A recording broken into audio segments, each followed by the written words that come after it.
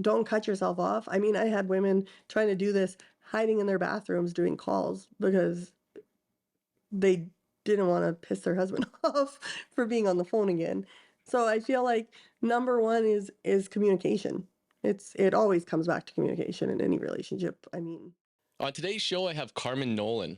Carmen's a mother of 2 boys, a wife, a leader in Zingular, which I just figured out how to say. It's a health and wellness supplement company. And like most moms out there, she just wanted to be able to spend more time with her family and put her family first. So to have that time and be able to be present with her family without needing to, ask for time off from her employer or, help out with the expenses around the household without feeling guilty about everything. So I'm really excited to have Carmen on today and to hear from a woman's perspective on some of the challenges with, motherhood, being a wife, and then creating that successful direct sales business. You're listening to the Revive Couple Podcast.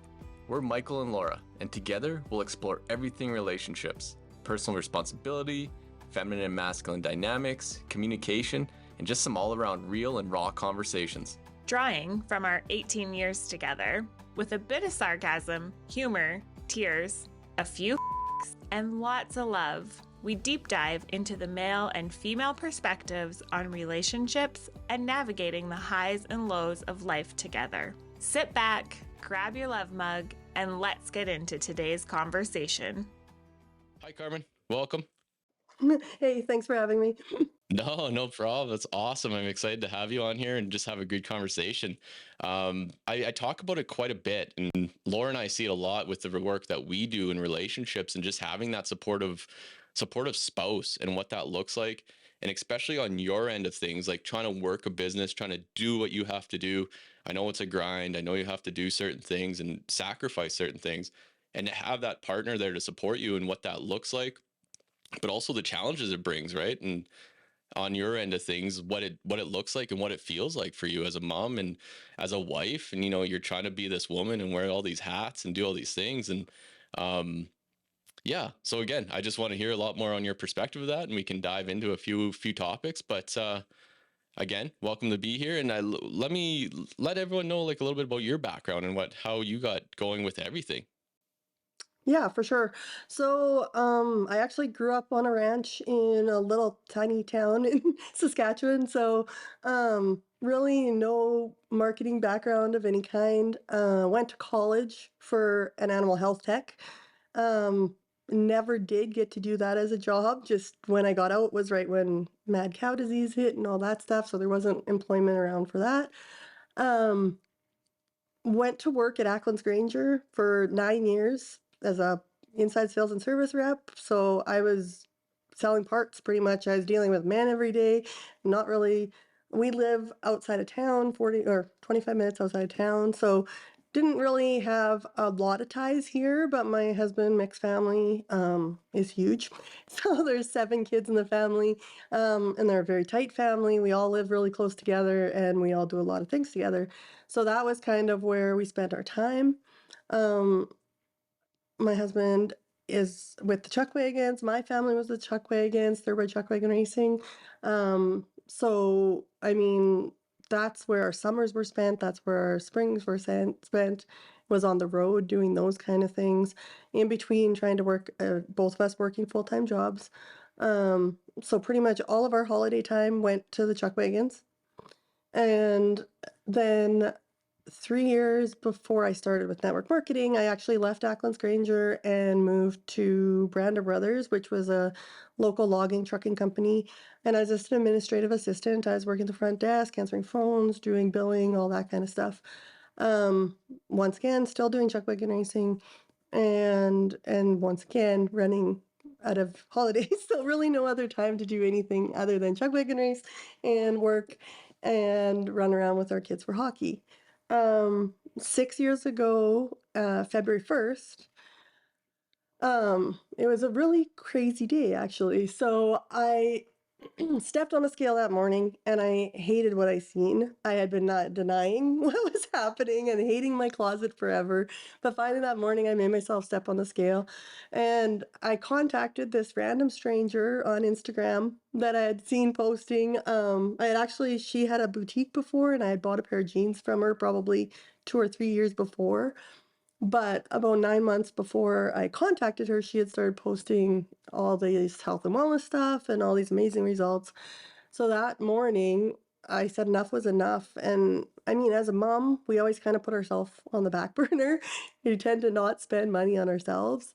But I decided that day enough was enough and I needed to do something for me. So I contacted her and I got on a call with her. I actually contacted her during my coffee break.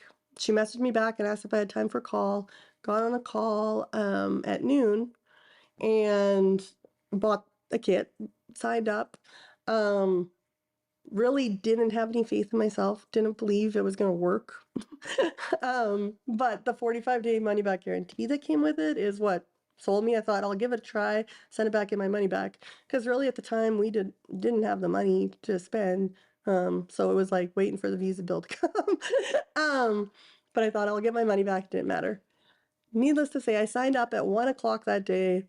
4 o'clock, Mick phoned me and he broke his leg snowmobiling in 2 places and was waiting for an ambulance and all this stuff. So all that hit and I had that guilt again then that I just spent all this money. And now we were headed to Saskatoon for surgery. So spent a week in Saskatoon waiting for surgery as there'd been huge ice storms and everything that came in was ortho. Um, and his was lower extremity, lower part of his leg, so it was back burner over femurs and hips and all that kind of stuff. Um, anyway, so I kind of had forgot about it, that I'd even ordered it once all this craziness was happening. Um, and then my husband or he got out on Friday from surgery. We drove back to Meadow. My brother's wedding was Saturday. Went to that. um, and then carried on. Anyway, a week later, my kit come and I kind of just set it aside, right? Because it was not my focus. It was like I had to focus on him. He needed help doing things. My kids needed my help. I mean, 6 years ago, they weren't little, but they were 6 and 9. So they're still reliant on you for most things. Um, and yeah, I kind of had set it aside. So I really didn't get started until the third week of February. My coach messaged me, this random stranger from Texas, checked in all along, seeing how I was doing. Finally decided enough was enough. The third week, the Monday, I jumped on because everybody starts something on a Monday, right?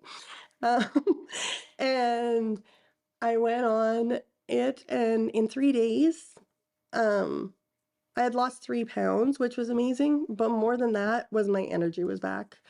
Um, that was my major struggle, even more than I didn't realize it at the time. I thought I was really good at putting on a fake smile, a good face, but I was struggling to get through my workday, to do all the mom things, and to not collapse on the couch at night, and probably with a bag of chips, right? So, I mean, by that third day, I had that energy back, which was great.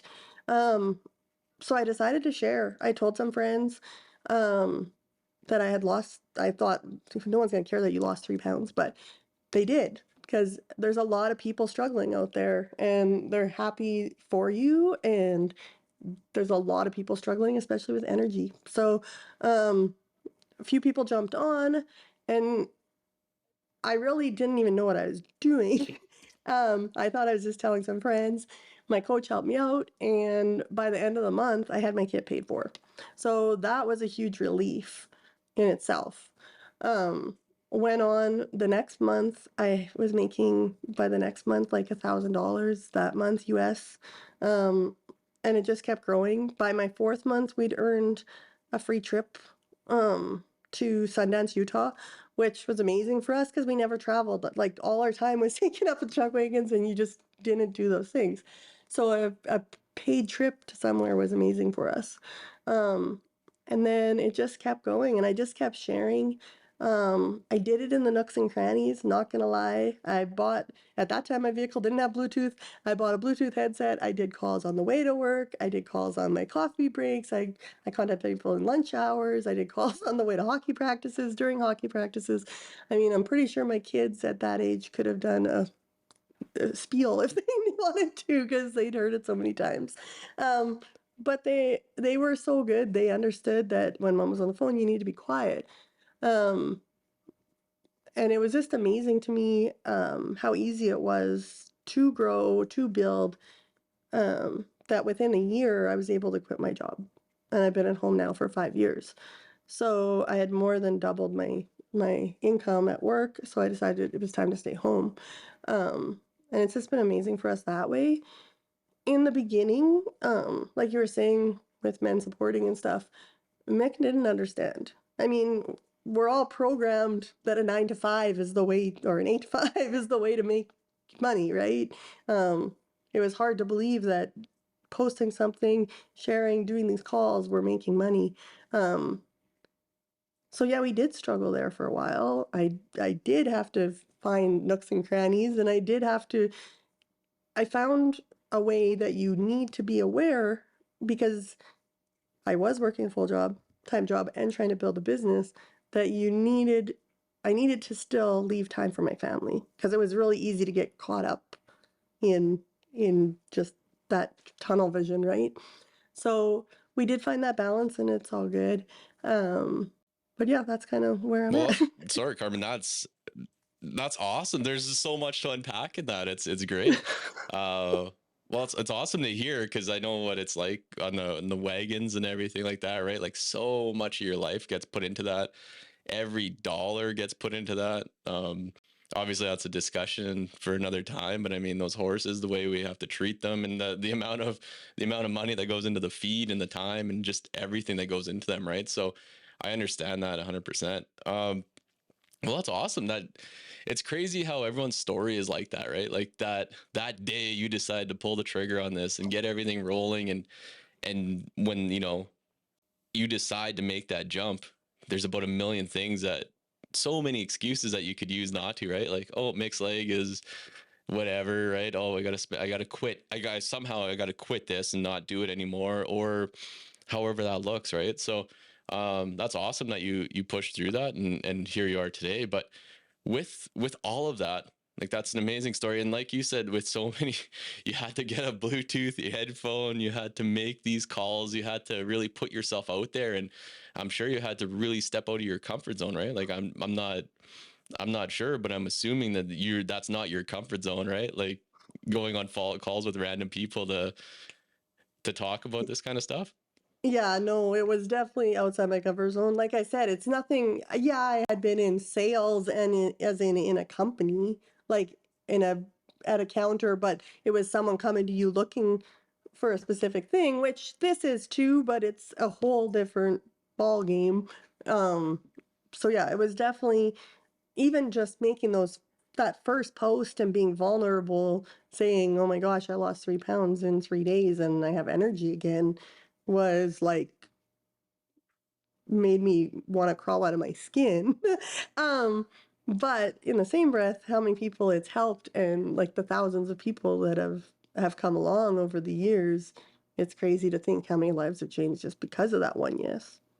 Oh, absolutely. And I mean, with that being said, like what in yourself, like what beliefs did you have to change?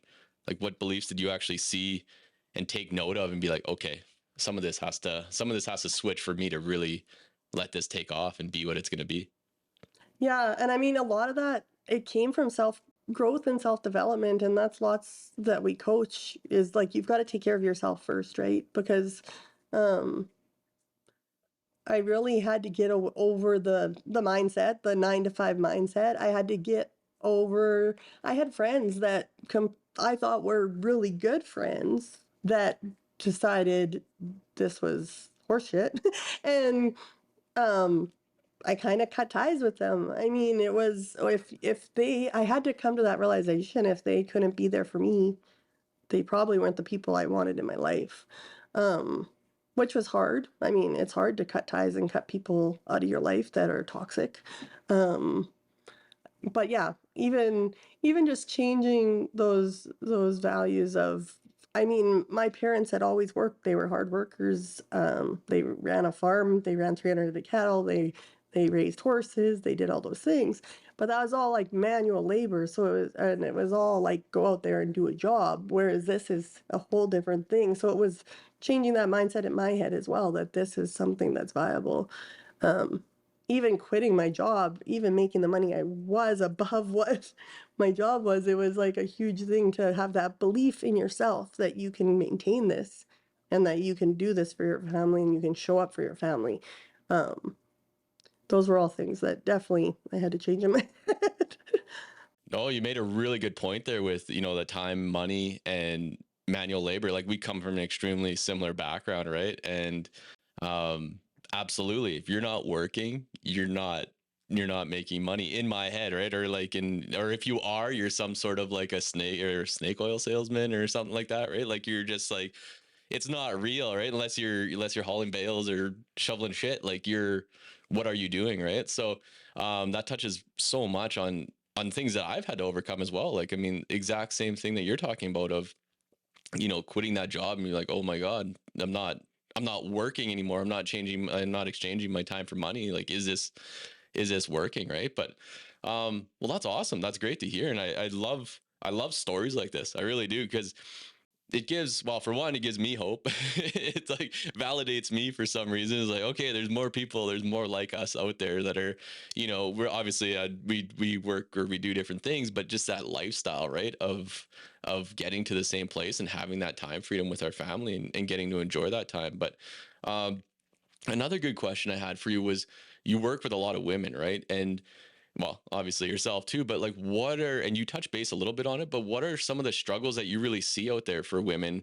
I guess yourself included, but it's part of your team too. Like what are the kind of main, let's call it three, that are coming up to you? Like every time it's like, Carmen, if he just did this, or if my partner just helped me with this, like what kind of stuff do you see out there? I think number one is your partner understanding that your time is valuable, like that it is a job. So, I mean, I find it really easy. A lot of the women coming on, I mean, yeah, a lot of them are working, but a lot of them are already stay-at-home moms and they're on a ranch. It seems like our teams, like there's a lot of ranching, farming backgrounds. Um, but my coach is based in Texas, I guess, so that's kind of a way too. But um, so it's really easy when you're working at home to be to have that idea that you're always available, right? That that your stuff can get pushed aside and do what they need to do. Where I found I had to find that schedule and schedule those slots. I mean, yes, it's variable and it can move, but there's certain things you have to do every day, and your partner needs to be aware that that time is your time. It's a job. It's something, there's things that you have to do every day. So definitely the time thing. And like you said, if they could do this. So like even if that time is valuable, so if you go out of your way and do help them with something that takes away from your time, if they then pick up some of that slack, if they could do the dishes or if they could make supper so that you can do a call, or if they can bath the kids and get them to bed so that you can do a team training, or those kind of things are all like just picking up those a lot of pink chores that a lot of men see, um, really, and taking your wife's time, not taking your wife's time for granted, and showing her that she is a valuable part of the team as well. You just touched on some more things that I want to talk about with that preconceived notion of men, and you nailed it with like the pink chores. That's a great. I don't think I've really heard that or used that term, but it works perfectly in that. And I know myself, that's exactly what I felt, right? Like I grew up on a farm and then I'm a construction worker my whole life. So it's like, I've just lived that stereotype to the umpteenth degree. And, can you help me wash the dishes, or can you help, bath Lennox or do certain things? It's like, no, no, no, that's not my job. Like this isn't what I do. Right. Like, what's the point? This is where my head was at. This is me, is like, why isn't this is before I learned some stuff, but it's like, why did I get married that I have to do these things? Right. Like my idea of a marriage completely skewed and not right. But it was like, I come home, I want, like make me supper and be my wife and do this. Is just what I seen on TV. I didn't have the greatest modeling growing up, but you nailed it. And that's a lot of what a lot of men I talk to is like that's their preconceived notion, right? And it's like, if I have to help my wife, what's the point of having this wife around? Which is totally crazy, but that's where a lot of people come from. And it's funny that you say that. Was it like pulling teeth to try to get some help in that scenario, or did Mick come over gradually, or was it? Yeah, it was, I guess, because of the way it was before did this, I we were in those roles, kind of. I mean, it was both of us what we seen growing up. I mean, both of us come from loving parents, but they were both farm settings where there's things the wife does, there's things the husband does. I mean, my mom did a lot of outside stuff, but I never did see my dad do inside stuff, like unless she was gone for something, or you know what I mean. Then he'd make a supper and it was the same thing always. It was his thing to cook, his Chuck Wiggin special. But I mean, it was just like, so that was what we grew up with. So that was the roles we fit into when we got married. And we got married really young. I mean, we were 21 years old. We'd been together since we were 17 years old. So I mean, we kind of grew up together in a sense, right? So with that growing pains, you've got to find those niches. And it's just been getting, I mean, now he's amazing. But it was definitely, there was growing pains at the beginning. Yeah, no, and you again with growing up together, right? I feel like we're living kind of a mirrored life in the same sense. That's what Laura and I did. I think we are 18 and 19 or whatever that was, right? So it's been you have to go through life together. You have to learn everything, right? You learn bills, taxes, house, everything like that, right? Together. So yeah, 100% there would be growing pains and different learnings, and obviously finding what works for you, right? So um with the women and with your teams, I always harp on women. I'm assuming that most of your teams are women. That's kind of what the products are geared towards, right? Yes. Sorry, my son needs money. Just a second. Can I pause for a second? They all do.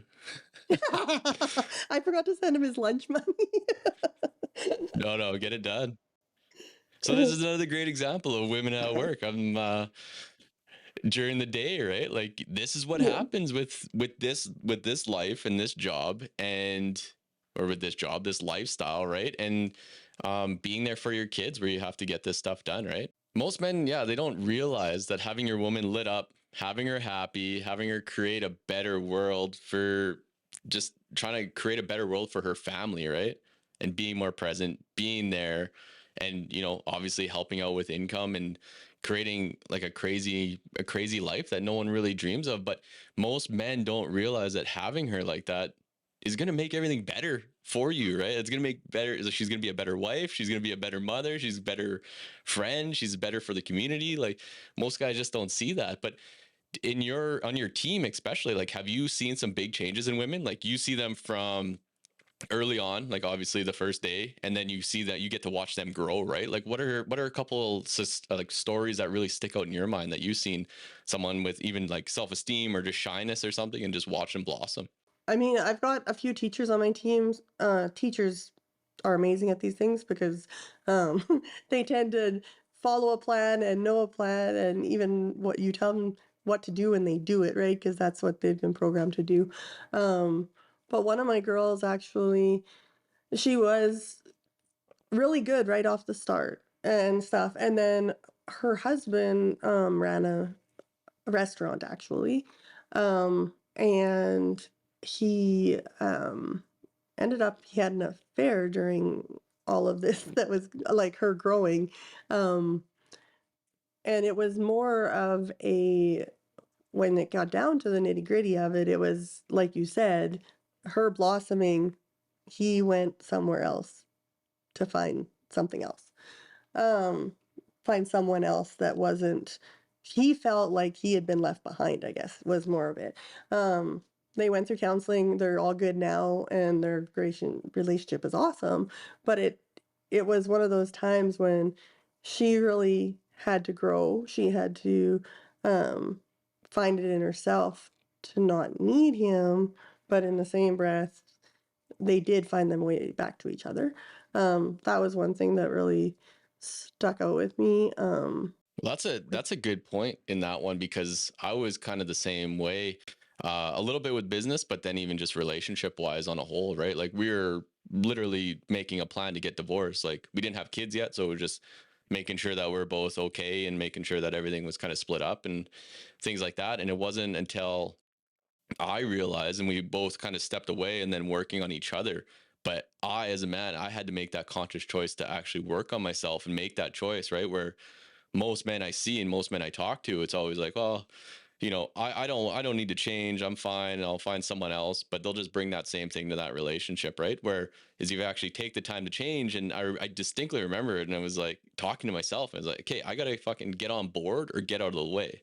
So I had to make sure that I went with her on this, right? And with her on this journey. And then now watching that grow, she grows, I grow, we just keep going up and up and up, right? So it's really amazing. But you just nailed the classic story of, if the guy falls behind and it's just, you feel, I know as most men, like you feel less than, you feel like it really a big shot to your ego because your wife is doing more than you or even making more money than you, and it just doesn't fit in those roles that we know growing up or that we've seen, right? So then it just blows our mind and we have to rewire it. So then obviously he took it out on having an affair. I used to just drink my drink my problems away. So people do different things, but it's always the same self-medication that does it, right? So that's a really good one. Have you seen women financially really blossom and be able to do some big things Oh, with that yes. money or watch some changes with that money? Oh yeah, like I have a girl on my team. She was a single mom, two kids. Always wanted to do like a petting barn, hobby barn, which was close to my heart because mixed mom had a petting barn and all that. But I 2 years in, well, last a year ago, I think, just not long ago was a year ago, she bought her place. She's getting all her little animals. She's doing all the things she wants while still supporting her kids. She's still working her 9 to 5 job, but this supplemental income has helped her realize those dreams that she always had and never were attainable. Oh, that's massive. And that's like the biggest realization I think it takes once you realize that, using this money, yeah, you dream about, big houses, fancy cars, all these, as a man anyway, that's what I always think of, right? But then after you get past that, or even if you do obtain it and you talk to people that are, driving the Ferraris and things, that's fine. But then it's always the come around of that, of using that money to help other people, help the community, finding different, organizations or foundations, or, building petting zoos or orchards or like anything, right? Just to getting to like use that money for good instead of having the big house and having the car, which is fine. But then once they realize that that doesn't make them happy, then you use that money for good, right? And you actually get to help people because that's, I know myself, everyone was all like, I never knew what I wanted to do, like a career job. It was a summer job that didn't end. And that was what it was. Right. And then every year you just kept getting a raise of $1 or something enough to keep like the carrot in front of you. So that's all I had. But whenever anyone asked me, they're like, well, what did you want to do? Or what do you want to do? It's like, well, I want to help people, but what is that? Right. Like that's the canned answer for everybody. It's like, I want to help people, which is great. That's awesome. But what does that look like? And how can you actually make a difference? But people always think that, well, I shouldn't say people, myself anyway, I always thought money was kind of like some negative thing or a bad thing.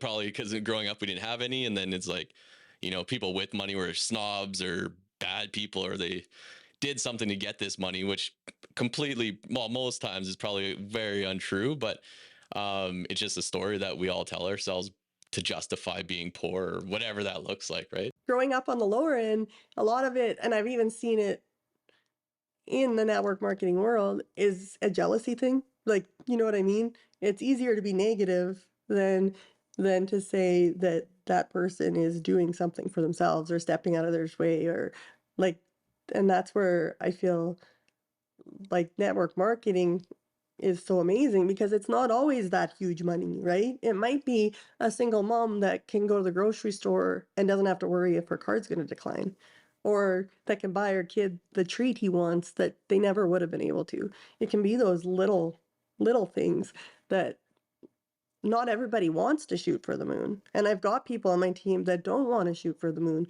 but I'm here to support them where they're at and to help them wherever those goals are, I guess. That's great to hear. You know what? I don't want to take up any more of your time, but I got one more for you. What do you recommend for the men out there listening whose girlfriends or wives are starting a business? Maybe they're an entrepreneur already. Maybe they've done a few things and it hasn't worked out, but now they're on to the next.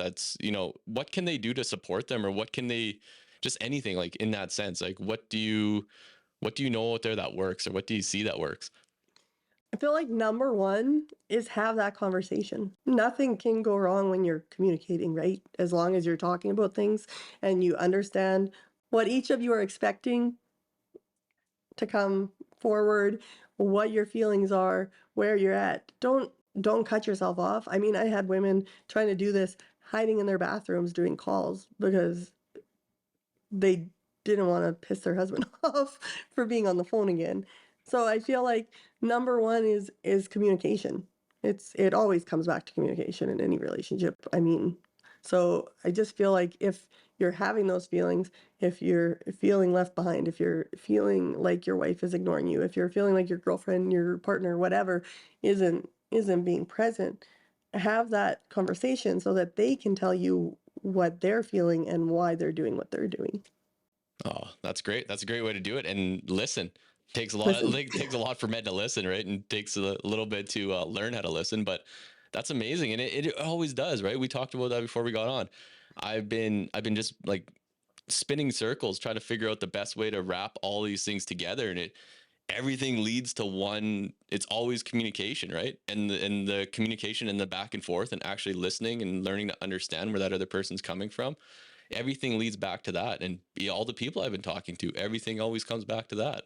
So, I mean, yeah, we got to learn those skills and learn how to use them and practice using them. And like you said, we're all partners, like growing up together. Like we all, no matter how old you are, 60, 70, you're still growing up together, right? So it's all a learning.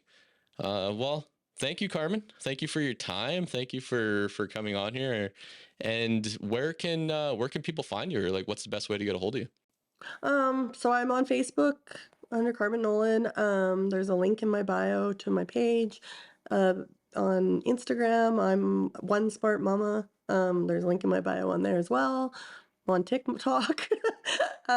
Yeah, you can always phone me. I have my numbers on my Facebook and everything as well.